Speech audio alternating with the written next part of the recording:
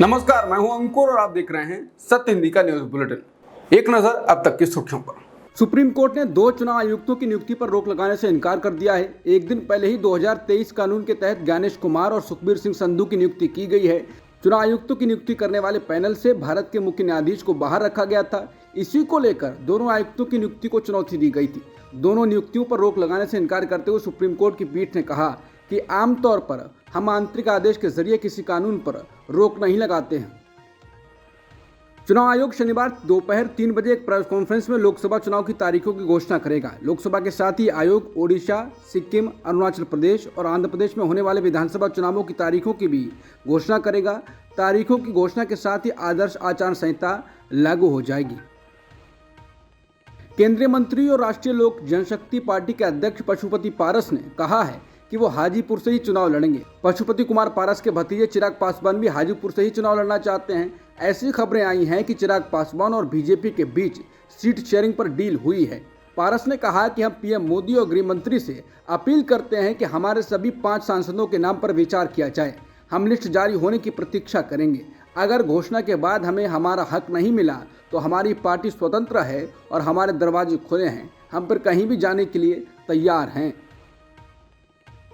ABP news सी voter opinion poll के मुताबिक देश के कई राज्यों में बीजेपी क्लीन स्वीप कर रही है। ओपिनियन पोल के मुताबिक हिमाचल प्रदेश, गुजरात, छत्तीसगढ़, उत्तराखंड और दिल्ली में कांग्रेस का खाता नहीं खुल सकता है।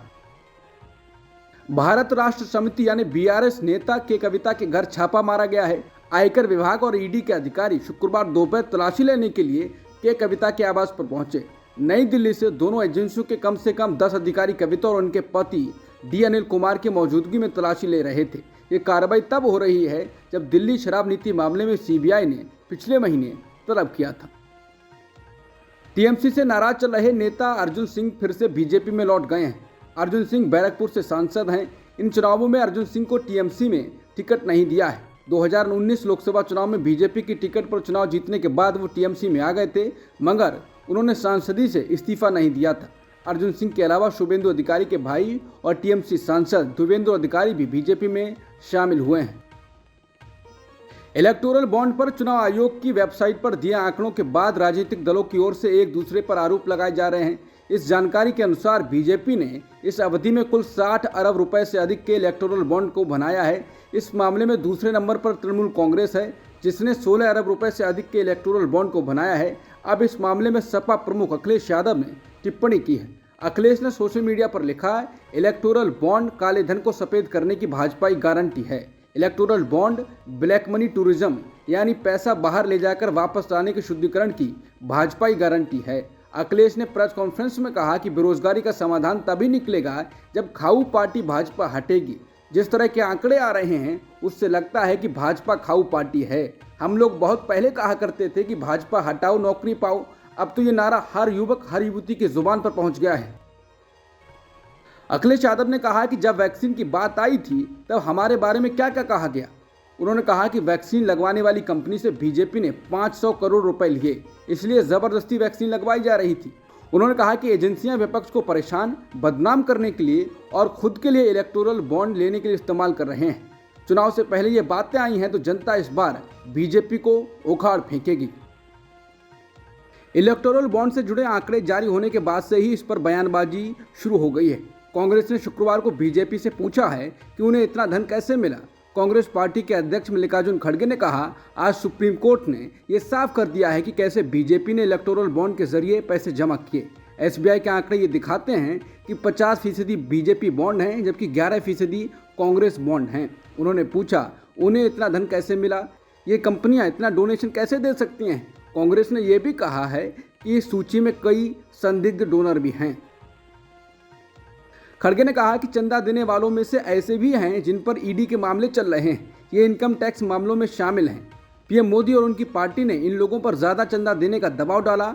अगर ऐसा नहीं होता तो चंदे में इतना अंतर नहीं होता। उन्होंने बीजेपी का अकाउंट फ्रीज करने की मांग की। खड़गे ने कहा कि हमारे पास पैसे थे, लेकिन हमारे फंड को फ्रीज कर दिया गया। अगर आप विपक्षी पार्टी का अकाउंट फ्रीज कर देंगे तो वो चुनाव कैसे लड़ेंगे। मैं जांच की मांग करता हूं और स्पेशल जांच होनी चाहिए। जब तक सच्चाई सामने नहीं आ जाती, बीजेपी के अकाउंट को भी फ्रीज कर दिया जाना चाहिए। चुनाव आयोग ने गुरुवार को इलेक्टोरल बॉन्ड या चुनावी बॉन्ड के जरिए राजनीतिक दलों को चंदा देने वाले दानदाताओं की लिस्ट जारी कर दी है। चुनावी बॉन्ड के जरिए किसने कितना रुपया राजनीतिक दलों को चंदे के रूप में दिया है अब सार्वजनिक हो चुका है और चुनाव आयोग की वेबसाइट पर जाकर कोई भी इसे देख सकता है। इस बीच चौंकाने वाली बात ये सामने आई है कि उन कंपनियों ने भी राजनीतिक दलों को चुनावी बॉन्ड के जरिए जमकर चंदा दिया है जिनके ऊपर ईडी और आयकर विभाग की जांच चल चुकी है। इनमें से कई को ठिकाने पर तो जांच एजेंसियों ने छापे तक मारे थे। कुछ दानदाता तो ऐसे हैं जिन्होंने अपने यहाँ पड़ चुके छापे के कुछ दिनों बाद ही राजनीतिक दलों को चंदा देने के लिए चुनावी बॉन्ड खरीदे। ऐसे ही दानदाताओं को लेकर अंग्रेजी अखबार द इंडियन एक्सप्रेस ने एक रिपोर्ट प्रकाशित की है। इसकी रिपोर्ट में बताया गया है कि 2019 और 2024 के बीच राजनीतिक दलों को चुनावी बॉन्ड के जरिए दान देने वाले शीर्ष 5 दानदाताओं में से 3 ऐसी कंपनियां हैं जिन्होंने ईडी और आयकर विभाग की जांच का सामना करने के बावजूद चुनावी बॉन्ड खरीदे हैं। इनमें lottery company future gaming, infrastructure firm mega engineering और खनन दिग्गज वेदांता शामिल हैं। चुनाव आयोग द्वारा गुरुवार को जारी आंकड़ों में चुनावी बॉन्ड का नंबर 1 खरीदार सैंटियागो मार्टिन द्वारा संचालित future gaming and hotels private limited है। लॉटरी कंपनी ने 2019 से 2024 के बीच 1300 करोड़ रुपए के बॉन्ड खरीदे हैं। इंडियन एक्सप्रेस की रिपोर्ट कहती है कि ईडी ने 2019 की शुरुआत में फ्यूचर गेमिंग के खिलाफ मनी लॉन्ड्रिंग जांच शुरू की थी। उस साल जुलाई तक उसने कंपनी से संबंधित 250 करोड़ रुपए से अधिक की संपत्ति जब्त कर ली थी। 2 अप्रैल 2022 को ईडी के मामले में 409.92 करोड़ रुपए की चल संपत्ति कुर्क की थी। इन संपत्तियों की कुर्की के 5 दिन बाद 7 अप्रैल को फ्यूचर गेमिंग ने 100 करोड़ रुपए के चुनावी बॉन्ड खरीदे। चुनाव आयोग के जानकारी जारी करने के बाद वरिष्ठ अधिवक्ता प्रशांत भूषण ने चुनावी बॉन्ड खरीदने वाली दूसरे नंबर की company mega engineering and infrastructure limited को लेकर सवाल किए हैं। प्रशांत भूषण ने ट्वीट पे कहा है कि 11 अप्रैल 2023 को मेगा इंजीनियरिंग ने 100 करोड़ के इलेक्टोरल बॉन्ड किसको दिए, लेकिन 1 महीने के अंदर ही उसे बीजेपी के महाराष्ट्र सरकार से 14,400 करोड़ रुपए का कॉन्ट्रैक्ट मिल जाता है। हालांकि एसबीआई ने इस जानकारी में बॉन्ड के नंबर छिपा लिए हैं, लेकिन फिर भी कुछ डोनर और पार्टियों के मिलान करके एक अनुमान लगाया जा सकता है। ज्यादातर चंदे एक हाथ दे दूसरे हाथ ले जैसे लग रहे हैं। मेगा इंजीनियरिंग को लेकर अन्य सोशल मीडिया यूजर्स भी सवाल कर रहे हैं। एक एक्स यूजर ने केंद्रीय मंत्री नितिन गडकरी का संसद में दिए गए बयान का वीडियो शेयर किया है। इसमें वो मेगा इंजीनियरिंग की सराहना करते हुए सुनाई दे रहे हैं। उन्होंने ये भी बताया कि मेगा इंजीनियरिंग हैदराबाद की कंपनी है। एक और यूजर ने लिखा है 11 अप्रैल मेगा इंजीनियरिंग ने कॉर्पोरेट्स बॉन्ड से बीजेपी को करोड़ों का चंदा दिया। 12 मई को मेगा इंजीनियरिंग को 14,400 करोड़ का ठेका मिल गया। कांग्रेस नेता जयराम रमेश ने चुनावी बॉन्ड को लेकर कहा है कि 1300 से अधिक कंपनियों और व्यक्तियों ने चुनावी बॉन्ड दान दिया है, जिसमें 2019 के बाद से भाजपा को 6,000 करोड़ से अधिक का दान शामिल है। अब तक चुनावी बॉन्ड डेटा भाजपा की कम से कम 4 भ्रष्ट राजनीति को उजागर करता है। पहला, चंदा दो धंधा लो। उन्होंने कहा है कि ऐसी कई कंपनियों के मामले हैं जिन्होंने चुनावी बॉन्ड दान दिया है और इसके तुरंत बाद सरकार से भारी लाभ प्राप्त किया है। उन्होंने कहा कि मेगा इंजीनियरिंग एंड इंफ्रा ने 800 करोड़ रुपए दान दिए। अप्रैल 2023 में उन्होंने 140 करोड़ और दिए और ठेका 1 महीने बाद उन्हें 14,400 करोड़ रुपए की ठाणे बोरीवली ट्विन टनल परियोजना मिल गई। वहीं जिंदल स्टील एंड पावर ने 7 अक्टूबर 2022 को 25 करोड़ रुपए दिए और सिर्फ 3 दिन बाद उन्होंने 10 अक्टूबर 2022 को कोयला खदान जीत लिया। नंबर 2, हफ्ता वसूली। भाजपा की हफ्ता वसूली रणनीति सरल है। ईडी, सीबीआई, आईटी के माध्यम से किसी पर छापा मारना और फिर कंपनी की सुरक्षा के लिए हफ्ता मांगना। शीर्ष 30 दानदाताओं में से कम 14 पर छापे मारे गए। इसमें भी उन्होंने उन कंपनियों के नाम बताए हैं जिनके यहाँ छापे मारे गए और फिर उन्होंने चंदा दिया। ऐसे ही उन्होंने 2 और तरीके बताए हैं कि कैसे बीजेपी ने कंपनियों से चंदा वसूला है। सीजेआई चंद्रचूड़ चंदे के धंधे का एक एक रेशा खोलने की दिशा में बढ़ रहे हैं। वो बिल्कुल भी बख्शने के मूड में नहीं है। आज सुनवाई के दौरान सुप्रीम कोर्ट ने शुक्रवार को चुनाव आयोग से इलेक्टोरल बॉन्ड के यूनिक नंबर की जानकारी देने को कहा है। यानी यूनिक नंबर मिलने से ये पता चल जाएगा कि किसने किसे चंदा दिया, किसने किससे चंदा लिया। सुप्रीम कोर्ट ने इसके लिए 17 मार्च यानी रविवार तक का वक्त दिया है।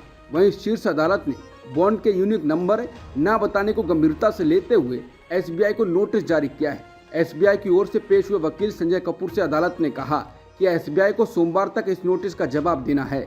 मुख्य न्यायाधीश डीवाई चंद्रचूड़ ने कहा कि एसबीआई ने बॉन्ड नंबर जारी नहीं किए हैं, जबकि एसबीआई को इससे जुड़े सभी सूचनाएं देनी थी।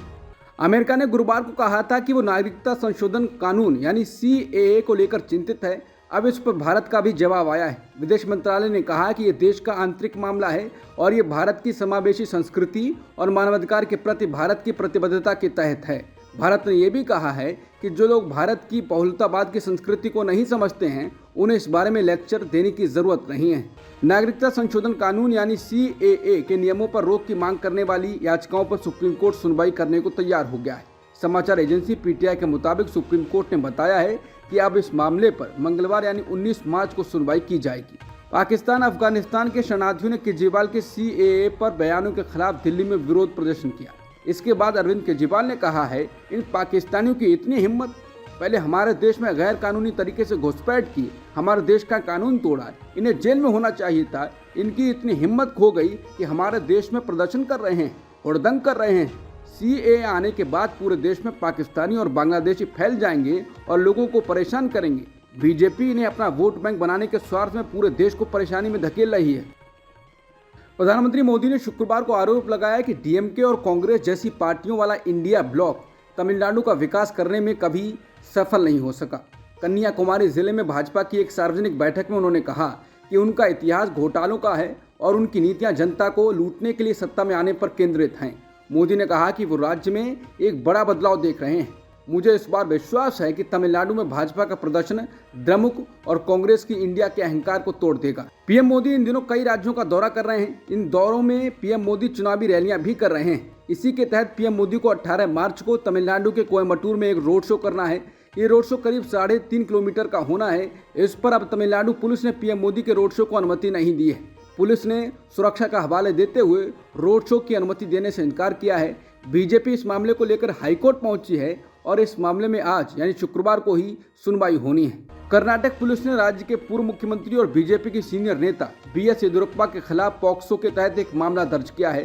पुलिस के अनुसार दर्ज किए गए इस मुकदमे में 17 साल की एक नाबालिग लड़की की मां ने येदियुरप्पा पर यह आरोप लगाए हैं। महिला का आरोप है कि उन्होंने जब 2 फरवरी 2024 को BS येदियुरप्पा से मुलाकात की, तब उन्होंने उनकी नाबालिग बेटी का यौन उत्पीड़न किया था। इस महिला ने गुरुवार की शाम को अपनी शिकायत दी थी, जिसके बाद देर रात मुकदमा दर्ज किया गया। कर्नाटक के पूर्व मुख्यमंत्री BS येदियुरप्पा ने अपने खिलाफ पॉक्सो का मामला दर्ज होने के बाद कहा है कि कानून अपना काम करेगा। उन्होंने कहा कि हाँ, वो वहीं खड़ी थी और रो रही थी। मैंने उन्हें पहले भी देखा था, लेकिन मुलाकात नहीं की थी। मैंने उन्हें बुलाया और बात की। उसने मेरे खिलाफ आरोप लगाने शुरू कर दिए। मैंने दयानंद यानी बेंगलुरु के पुलिस कमिश्नर को फ़ोन किया। उसने मेरे खिलाफ भी आरोप लगाना शुरू कर दिया। वो मानसिक तौर पर स्वस्थ नहीं दिख रही थी। येदियुरप्पा हंसते हुए कहने लगे, मुझे उम्मीद नहीं थी कि किसी की मदद करने पर मेरे खिलाफ ही आरोप लगा दिए जाएंगे। मैंने तो उन्हें कुछ रुपए भी दिए थे। हालांकि उन्होंने इस मामले को राजनीतिक साजिश कहने से इनकार कर दिया। आज से RSS की अखिल भारतीय प्रतिनिधि सभा की सालाना बैठक नागपुर में शुरू हो गई है। बैठक 3 दिनों तक चलेगी और देश भर से संघ के 1500 से ज़्यादा प्रतिनिधि हिस्सा लेंगे। इसमें RSS के अखिल भारतीय 28 अधिकारियों के अलावा अखिल कार्यकारी मंडल के 10 से 12 निमंत्रित प्रतिनिधि हिस्सा लेंगे। इसके अलावा बीजेपी सहित RSS से जुड़े विविध 40 संगठनों के 5 से 7 अधिकारी शामिल होंगे। हर 3 साल में होने वाली ये मीटिंग इस बार 6 साल में हो रही है। कोरोना महामारी की वजह से 2021 में इसे टाल दिया गया था। लद्दाख को पूर्ण राज्य का दर्जा 6ठी अनुसूची में शामिल किए जाने समेत कई और मांगों को लेकर लेह में 21 दिनों की भूख हड़ताल पर बैठे मशहूर एक्टिविस्ट सोनम वांगचुक का आज 10वां दिन शुरू हो गया है। आज उन्होंने अपने वीडियो में इंग्लिश में बात की। उन्होंने कल ही कहा था कि वो हिंदी में इसलिए बात कर रहे थे क्योंकि वो नहीं चाहते थे कि बात बाहर तक पहुंचे और हमारे नेताओं का अंतर्राष्ट्रीय स्तर पर अपमान हो। लेकिन इतने दिन हो गए हैं, एक आवाज़ तक नहीं पहुंची, तो मैं अब वीडियो में अंग्रेजी में बात करूंगा ताकि अंतर्राष्ट्रीय स्तर को भी ज्ञात हो जाए। रूस में राष्ट्रपति चुनाव के लिए शुक्रवार को मतदान की शुरुआत हो गई। आज से 3 दिन यानी रविवार तक वोट डाले जाएंगे। हालांकि भरोसेमंद विपक्ष के अभाव में ये चुनाव महज औपचारिकता रह गई है और व्लादिमीर पुतिन के 5वीं बार जीतने के पूरे आसार हैं। समाचार एजेंसी AFP के अनुसार रूस के सबसे पूर्वी इलाके कामचटका प्रायद्वीप में स्थानीय समय के अनुसार शुक्रवार की सुबह 8 बजे मतदान शुरू हो गया। इससे पहले राष्ट्रपति पुतिन ने गुरुवार को रूसी मतदाताओं से अपील की कि वो देश के लिए मुश्किल इस घड़ी में उन्हें वोट दें। राष्ट्रपति मोहम्मद अब्बास ने लंबे समय तक अपने आर्थिक सलाहकार रहे मोहम्मद मुस्तफा को फिलिस्तीनी प्राधिकरण का अगला प्रधानमंत्री नियुक्त किया है। 26 फरवरी को मोहम्मद साताही के इस्तीफे के बाद से ये पद खाली था। अब तक की सुर्खियों में इतना ही। बाकी खबरों के लिए बने रहिए सत्यहिंदी.com के साथ।